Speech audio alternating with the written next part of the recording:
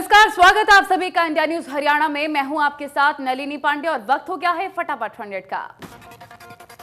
मन की बात कार्यक्रम के जरिए पीएम मोदी ने देश को संबोधित किया। कहा कि माघ का महीना विशेष रूप से नदियों, सरोवरों और जल स्रोतों से जुड़ा हुआ माना जाता है। इस बार हरिद्वार में कुंभ हो रहा है। जल हमारे लिए जीवन भी है, आस्था भी है और विकास की धारा भी।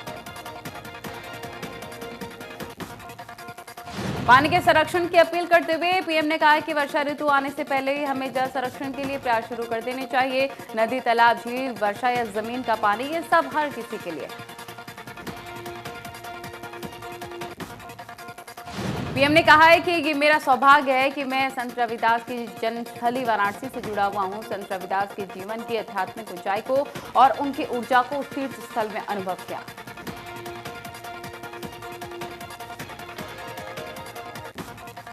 पीएम ने युवाओं से कहा है कि कभी भी नया सोचने, नया करने में संकोच नहीं करना चाहिए। अपने तौर तरीके भी खुद बनाइए और अपने लक्ष्य भी खुद ही तय करिए। आत्मविश्वास मजबूत हो, किसी चीज से डरने की जरूरत नहीं। पीएम ने कहा कि मेरी ये कमी रही है कि मैं दुनिया के सबसे प्राचीन भाषा तमिल सीखने के लिए बहुत प्रयास नहीं कर पाया। ये एक ऐसी सुंदर भाषा है जो कि दुनिया भर में लोकप्रिय है। पीएम मोदी ने बोर्ड परीक्षा की तैयारी कर रहे छात्रों को संदेश देते हुए कहा है कि आप सबको याद है ना, ये वॉरियर बनना है, वॉरियर नहीं। हंसते हुए परीक्षा देने जाना है, मुस्कुराते हुए लौटना है। इसके अलावा पीएम मोदी ने कोरोना काल में लोगों से सावधानी बरतने की अपील की। कहा कि पीएम मोदी ने किसी तरह की लापरवाही कतई न बरतें।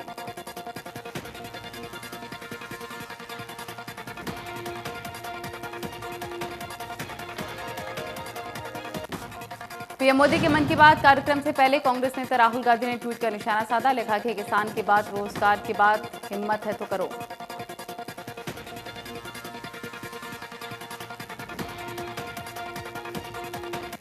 प्रियंका गांधी ने ट्वीट कर मोदी सरकार पर वार किया। लिखा कि जब युवा रोजगार की बात करता है तो सरकार उन्हें जेल भेज देती है। सरकार का धर्म है कि युवाओं की बात करे और उन्हें सुने।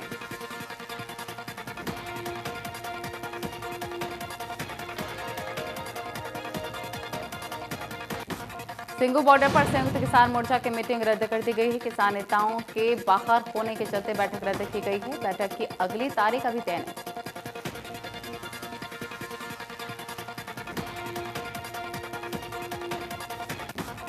यूपी के मेरठ में आज किसान महापंचायत। दिल्ली के मुख्यमंत्री अरविंद केजरीवाल महापंचायत को संबोधित करेंगे। इस बार यूपी में आम आदमी पार्टी चुनावी मैदान में भी रहेगी।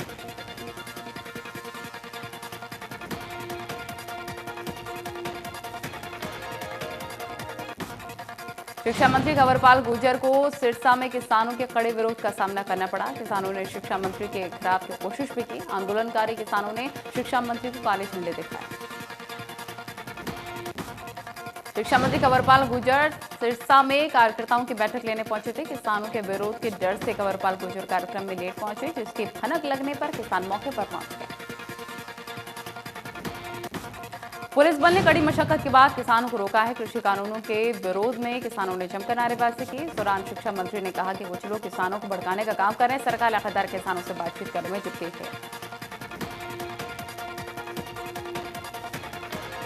चंडीगढ़ में बिजली मंत्री रणजीत चौटाला ने प्रेस कॉन्फ्रेंस कर बिजली विभाग की कार्रवाई के बारे में जानकारी दी है। उन्होंने बताया कि बिजली विभाग की 236 टीमें बनाकर रेड की गई है।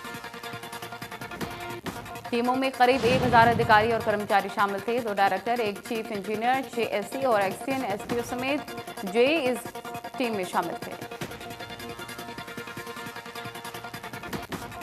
इंडस्ट्री पर बिजली विभाग ने 5 जगहों पर रेड की, जिसमें गुरुग्राम, फरीदाबाद, रेवाड़ी और शारूहेड़ा और हिसार मुख्य रूप से शामिल रहा। बिजली विभाग ने 1100 इंडस्ट्री में बिजली चोरी के मामले पकड़े।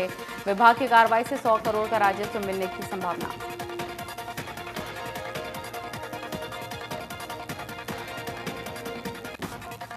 जीटेट परीक्षा में नकल मिलने पर एक बड़ी कार्रवाई होगी। हरियाणा शिक्षा बोर्ड अध्यक्ष डॉक्टर जगवीर सिंह ने की जानकारी दी है कि नकल मिलने पर जेबीटी का डिप्लोमा नहीं दिया जाएगा। बोर्ड अध्यक्ष ने कहा है कि 10वीं और 12वीं की परीक्षा में नकल मिलने पर भी बोर्ड कड़ी कार्रवाई करेगा। अब बोर्ड 3 साल के लिए आयु घोषित करेगा। 2 मार्च से जेबीटी की परीक्षाएं होंगी।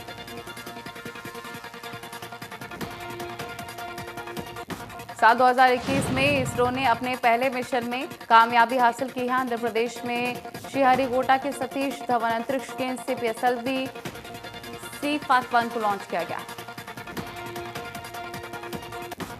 PSLV C51 अमेजोनिया 1 और दूसरे 18 सैटेलाइट को लेकर अंतरिक्ष में गया है। इसरो ने बयान में बताया कि PSLV C51 PSLV का 53वां मिशन है। अंतरिक्ष यान के शीर्ष पैनल पर पीएम मोदी की तस्वीर उकेरी गई है और SKI ने कहा है कि ये पीएम की आत्मनिर्भर पहल है। अंतरिक्ष निजीकरण के लिए एकजुटता और आभार व्यक्त करने के लिए है। अमेजोनिया 1 के बारे में बयान में बताया गया है कि ये उपग्रह अमेज़न क्षेत्र में वनों की कटाई की निगरानी और कृषि विश्लेषण के लिए डेटा मुहैया कराएगा।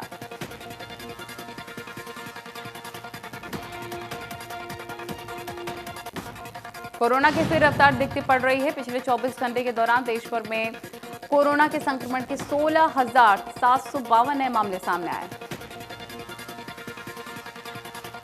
केंद्रीय स्वास्थ्य मंत्रालय के मुताबिक 24 घंटे में 113 कोरोना संक्रमण की मौत हो गई, जबकि 11,718 मरीज रिकवर हुए। देश में अब टोटल केस 1 करोड़ 10 लाख से ज्यादा। देश में 1 मार्च से कोरोना वैक्सीनेशन का दूसरा चरण शुरू हो रहा है। वैक्सीनेशन के दौरान 60 साल से ज्यादा उम्र के लोगों को वैक्सीन लगाई जाएगी। गंभीर बीमारी से जूझ रहे 45 साल से ज्यादा उम्र वालों को भी टीका लगेगा।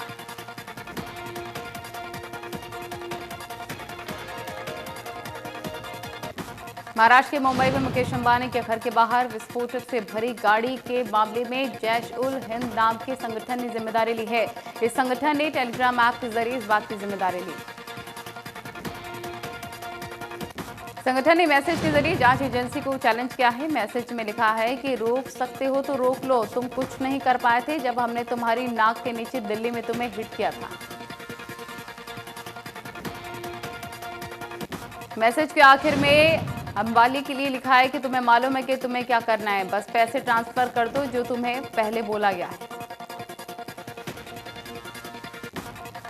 मुकेश अंबानी के घर एंटीलिया के बाहर संदिग्ध कार और 20 जिलेटिन की छड़ें मिली थी। एंटीलिया के बाहर स्कॉर्पियो खड़ी की गई थी, जहां पर 2 गाड़ियां देखी गई थी, जिसमें एक इनोवा कार भी शामिल थी। कुछ दिन पहले इसी संगठन ने दिल्ली में इजरायल एम्बेसी के बाहर ब्लास्ट की जिम्मेदारी ली थी। इस संगठन की तरफ से बिटकॉइन से पैसे की डिमांड भी की गई थी। सोनीपत के न्यू कबीरपुर में किराएदार ने मकान मालिक की लोहे पाइप से वार करके हत्या कर दी। किराएदार ने पत्नी से झगड़ा किया और मकान मालिक ने बीच बचाकर उसे घर से बाहर निकाल दिया था।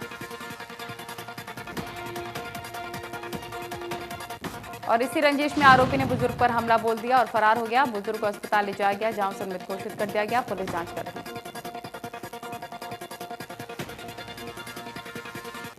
कैथल में स्वच्छता का संदेश देने के लिए स्वच्छ धुंध कार्यक्रम हुआ है, जिसमें कैथल उपायुक्त ने कहा है कि अपने आसपास सफाई रखने के साथ ही समाज में स्वच्छता की अलख जगाना हम सबकी नैतिक जिम्मेदारी।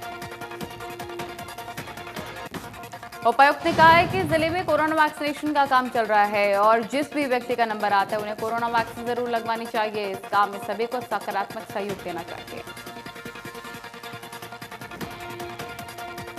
फरीदाबाद में दुकानों के सामने सड़क पर अवैध रूप से रेहड़ी लगवाकर लाखों रुपए की कमाई करने वाले दुकानदारों के खिलाफ मार्केट एसोसिएशन के पदाधिकारियों ने कैबिनेट मंत्री मूलचंद शर्मा को शिकायत दी।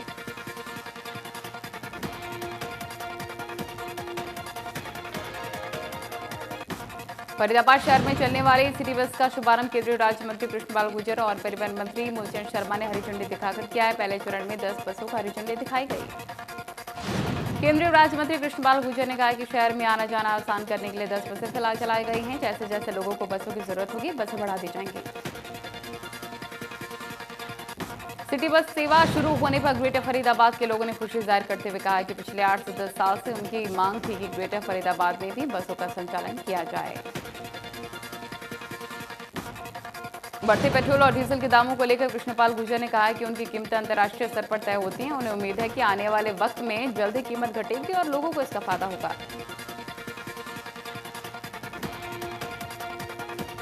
भिवानी महेंद्रगढ़ के सांसद रणबीर सिंह ने कहा कि फसल को पकने से पहले इस तरह कल्टीवेट करना नहीं है अच्छी बात है। फसल को कल्टीवेट करने से बेहतर है कि किसान अच्छी और कम फसल ऑर्गेनिक खाद का इस्तेमाल कर उगाएं ताकि फसल भी सही हो, दाम भी अच्छे मिले।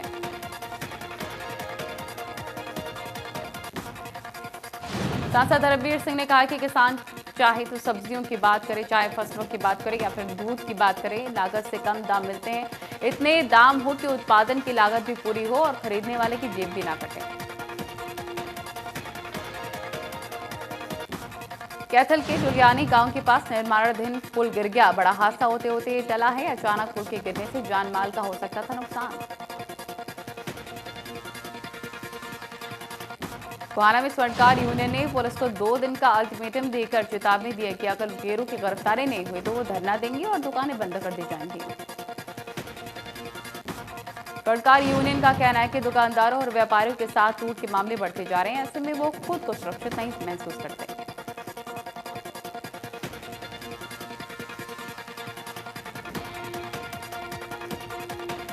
कांग्रेस के अनिस वाहिद ने गुरुग्राम में प्रेस कॉन्फ्रेंस कर लगातार बढ़ रही बेरोजगारी को लेकर सरकार पर निशाना साधा है और नौकरी दो या डिग्री वापस लो मुहिम को शुरू किया। मुहिम के तहत नंबर जारी किया गया जिस पर युवा मिस कॉल कर सकते हैं और जिससे उन्हें ऐप का लिंक मिल जाएगा और युवा अपनी डिग्री अपलोड कर सकते हैं। जानकारी सरकार को भेजी जाएगी।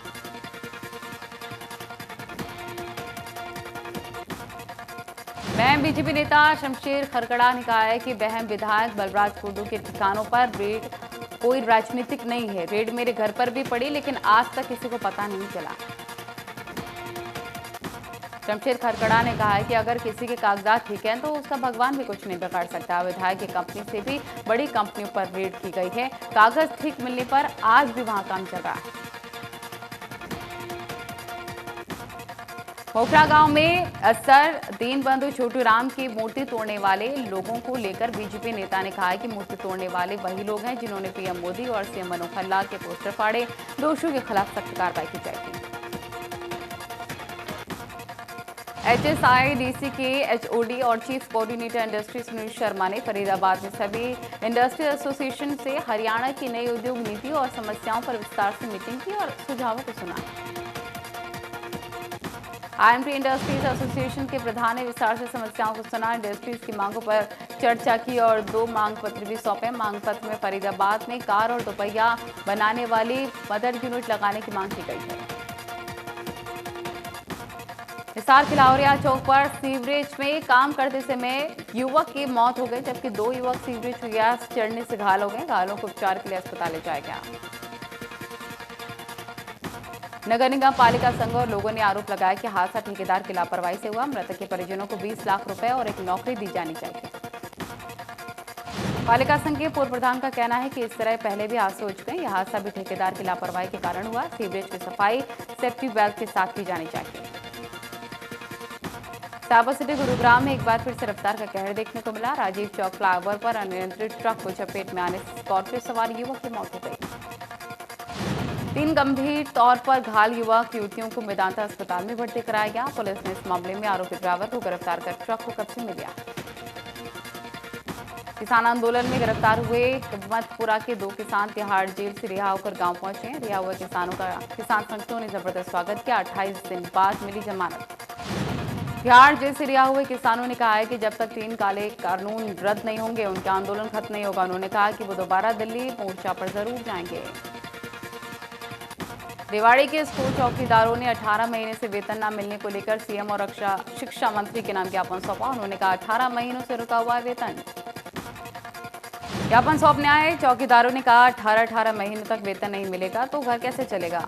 कुछ समय पहले 185 चौकीदारों का एरियर भी जारी किया गया था लेकिन वो एरियर भी नहीं मिला। सिंह मंडी के स्थानीय पुराना बाजार में किसानों की बैठक हुई। बैठक सरकार द्वारा 3 कृषि कानूनों के विरोध में आयोजित की गई जिसमें गांव के सैकड़ों किसानों ने हिस्सा लिया। इस दौरान किसानों ने सरकार के खिलाफ जमकर नारेबाजी करते हुए रोष व्यक्त किया है। बैठक के दौरान दिल्ली में 3 कृषि कानून के विरोध में चल रहे किसान आंदोलन के समर्थन करने के लिए रणनीति तैयार की गई है।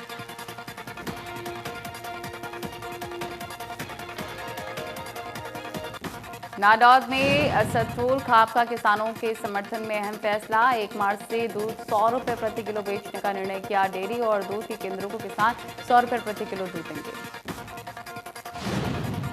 सतरोल खाप के मुताबिक फैसला नहीं मानने वालों पर लगाया जाएगा 11,000 का जुर्माना। जैसे जैसे बढ़ेंगे तेल के दाम वैसे वैसे बढ़ेंगे दूध के दाम। पंचायत कर सर्वसम्मति से लिया गया फैसला। किसानों ने अंबाला शंभू टोल प्लाजा पर मनाया किसान मजदूर एकता दिवस। हरियाणा और पंजाब के किसान हजारों की संख्या में मौजूद रहे। किसानों ने कहा जब तक कृषि कानून वापस नहीं होंगे आंदोलन जारी रहेगा। हरियाणा सरकार शिक्षा की गुणवत्ता को लेकर नई पहल कर रही है। अब सरकारी स्कूलों में पढ़ने वाले बच्चों के लिए सुपर 100 योजना के तहत प्राइवेट स्कूलों के बच्चों के साथ ही कंपटीशन में तैयारी करने के लिए कोचिंग का प्रावधान किया गया। सरकार ने वर्ष 2018 में रेवाड़ी और पंचकुला में 2 सेंटर शुरू किए थे, जिनके बेहतरीन परिणामों को देखते हुए मुख्यमंत्री मनोहर लाल ने इस साल 2 और नए सेंटर करनाल और हिसार में खोलने का निर्णय लिया था। करनाल में स्थापित कोचिंग सेंटर्स में क्लास की शुरुआत हो चुकी है। इसके अलावा इन बच्चों के ठहरने खाने पीने की व्यवस्था के लिए शाहपुर में ही बने छात्रावास का भी लोकार्पण किया गया। चर्चर में बहादुरगढ़ रोड पर एक सड़क हादसे में पुलिस के एक जवान की मौत हो गई। जानकारी के मुताबिक हरियाणा पुलिस में एसपीओ की मौत हुई है। जानकारी के मुताबिक डीरा ड्यूटी पर तैनात था। इसी दौरान गश्त करते हुए एसपीओ अजीत सड़क हादसे का शिकार हो गया। पुलिस ने अज्ञात वाहन चालक के खिलाफ केस दर्ज किया। पानीपत के चांदी बाग थाना क्षेत्र की धूप सिंह कॉलोनी में कुत्ते को झाड़ू मारना एक परिवार को भारी पड़ गया। कुत्ते को झाड़ू मारने से नाराज पड़ोसी ने महिला पर गणासी से वार किया, उसकी उंगली काट दी। शाम को महिला का पति और बेटे काम से आए तो आरोपियों ने अपने साथियों को बुलाकर उन पर भी लाठी डंडों से वार किया, जिससे एक ही परिवार के 5 लोग गंभीर रूप से घायल। पुलिस जांच कर रही है। देश में बढ़ते पेट्रोलियम पदार्थों की कीमतों को लेकर कांग्रेस ने सरकार के खिलाफ एक विरोध प्रदर्शन का आयोजन किया है। पटौदी रेलवे स्टेशन पार्क से जटौली हैली मंडी तक कार्यकर्ताओं ने सरकार के खिलाफ नारेबाजी करते हुए जुलूस निकाला है। विरोध प्रदर्शन का मुख्य उद्देश्य केंद्र सरकार द्वारा लाए गए 3 कानून को रद्द करवाना है। उन्हें बताया है कि किसान इन कानूनों के खिलाफ अपनी लड़ाई नहीं लड़ रहा है, बल्कि गरीब जनता के हितों के लिए लड़ाई लड़ रहा है। महेंद्रगढ़ स्थित हरियाणा केंद्रीय विश्वविद्यालय का 7वां दीक्षांत समारोह आयोजित किया गया। कोरोना महामारी और सरकार के दिशा निर्देशों के मद्देनजर ये दीक्षांत समारोह ऑनलाइन आयोजित किया गया, जिसमें केंद्रीय शिक्षा राज्य मंत्री संजय धोत्रे मुख्य अतिथि रहे। कृषि कानूनों को लेकर टिकरी बॉर्डर पर किसानों की भीड़ फिर से जुड़ने लग गई है। किसानों की भीड़ को देखते हुए धरना स्थल पर अब किसानों ने टेंट का तारा बढ़ा दिया। किसान नेताओं ने यहां पर दावा किया कि आने वाले 8 मार्च को टिकरी बॉर्डर स्थित किसानों के धरना स्थल पर करीब 8 लाख महिलाओं के पहुंचने की पूरी उम्मीद है। इस दौरान किसान नेताओं ने एक बार फिर से किसानों के इकट्ठा होने की अपील की। सोनीपत में किसान मजदूर संघर्ष समिति ने ट्रैक्टर वाली श्रृंखला बनाई जाएगी। गोहाना रोड पर हर गांव के स्टैंड पर 10 से 5 गांव के ग्रामीण ट्रैक्टर लेकर पहुंचेंगे।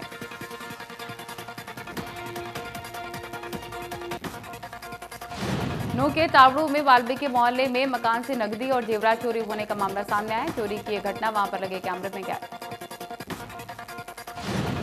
पीड़ित की शिकायत पर पुलिस मामले की जांच में जुट गई है। पीड़ित का कहना है कि उनके परिवार में 2 लड़कों की शादी जिसकी तैयारियों को लेकर घर में काम चल रहा था।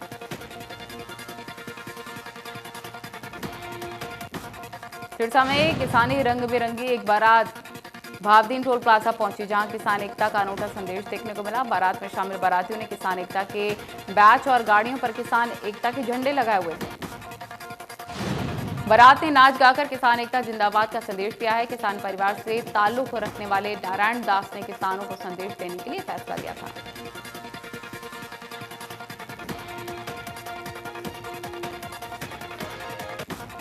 जर्जर बहादुरगढ़ मार्ग पर सड़क हादसे में ड्यूटी के दौरान पुलिस जवान की मौत हो गई। मृतक जवान पहले आर्मी में नौकरी करता था। पोस्ट से रिटायरमेंट के बाद हरियाणा पुलिस में एसपीओ के पद पर तैनात था। पीएम मोदी ने पहले भारत खिलौना मेले का वर्चुअल उद्घाटन कर दिया। आत्मनिर्भर भारत अभियान में वोकल फॉर लोकल के तहत देश को खिलौना निर्माण का वैश्विक हब बनाने के मकसद से मेले का आयोजन किया गया। पीएम मोदी ने कहा कि आप सभी से बात करके पता चला है कि हमारे देश के खिलौना उद्योग में कितनी बड़ी ताकत छिपी हुई है। इस ताकत को बढ़ाना, इसकी पहचान बनाना और आत्मनिर्भर भारत अभियान का बहुत बड़ा हिस्सा है। पीएम मोदी ने कहा, पहला खिलौना मेला सिर्फ एक व्यापारिक या फिर आर्थिक कार्यक्रम भर नहीं है। ये कार्यक्रम देश के सदियों पुराने खेल और उल्लास की संस्कृति को मजबूत करने की कड़ी है।